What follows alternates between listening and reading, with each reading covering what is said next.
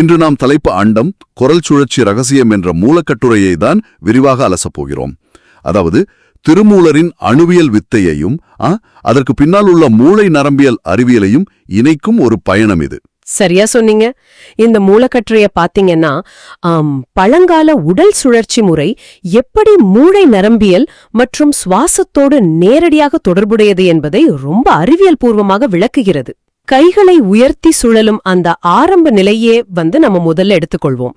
சாதாரணமாக கைகளை வீசி சுழலாமல் இப்படி கைகளை மேலே குவித்து வைத்துக்கொண்டு சுழலும்போது உடலுக்குள் என்ன மாதிரியான இயந்திரவியல் மாற்றம் நடக்கிறது? நீங்க கைகளை அப்படி உயர்த்தும் போது உங்களுடைய விலா எலும்புகள் நன்றாக விரிவடைகின்றன.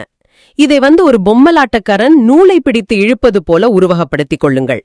கைகள் மேலே செல்லும் போது உள்ளே கணையம், அதாவது பான்கிரியாஸ், சற்று மேலே உயர்த்தப்படுகிறது. ஓ, இது கேட்பதற்கு ஒரு சுருங்கிய பாராஷூட்டின் மையப்பகுதியை நூல் கட்டி மேலே இழுத்து அது முழுமையாக காற்றை நிரப்புவதற்கு தயார் செய்வது போல இருக்கிறது.